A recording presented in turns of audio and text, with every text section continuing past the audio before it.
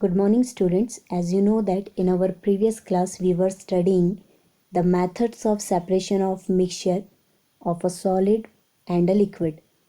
We know that the techniques which we can use to separate a mixture of solid and liquid are filtration, centrifugation, evaporation, crystallization, chromatography and distillation. So far we have discussed the first four methods. Now we will discuss the rest of two. Let's start with chromatography. Chromatography is a technique of separating two or more dissolved solids which are present in a solution in very small amount. There are many types of chromatography, but which we are going to discuss is the paper chromatography. This separation is based on the fact that though two or more substances are soluble in same solvent like water, but still their solubility may be different. Some may dissolve more, some may dissolve less, and by using this principle we can separate the component from a mixture.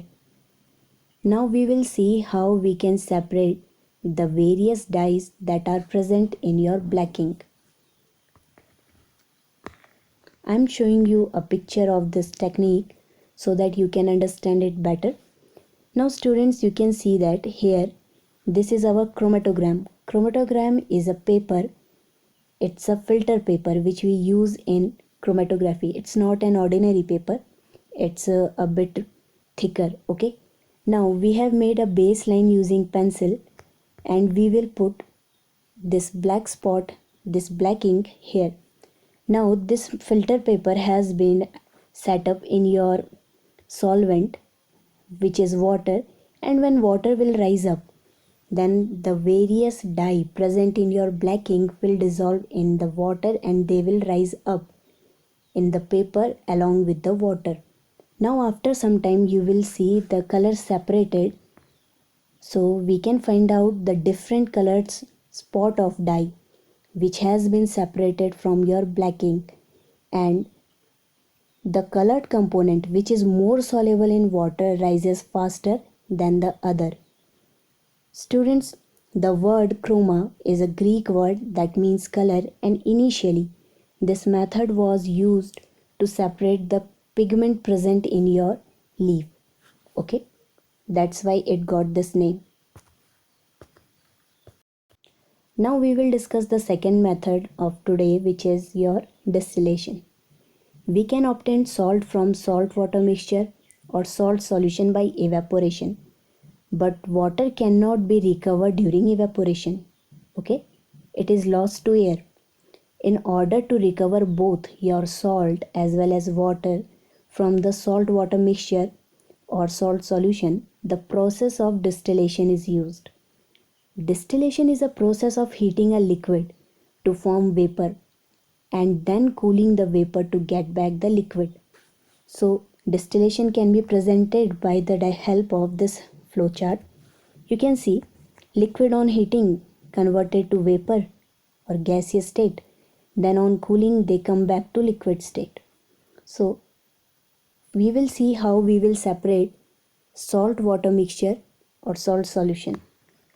Now students, a mixture of common salt and water can be separated completely by the process of distillation. This pure water is called distilled water, which we will get after the process of distillation. As we know that your salt is non-volatile. If something is non-volatile, it means that it will not form the vapor on heating. Okay, so I'm showing you a diagram so that you can understand it perfectly. Now you are seeing the distillation flask. Here the process of distillation is being conducted.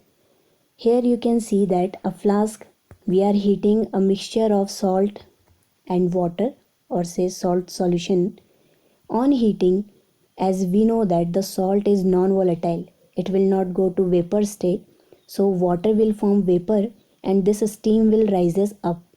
Okay, and then it will go to this outside condensation system.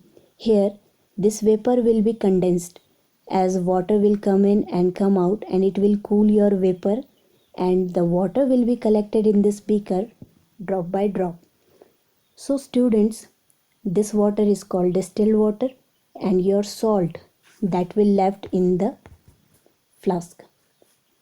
So this was the principle and the process of your distillation technique.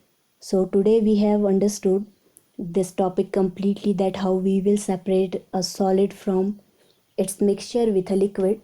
So keep learning, keep asking, and that's all for today.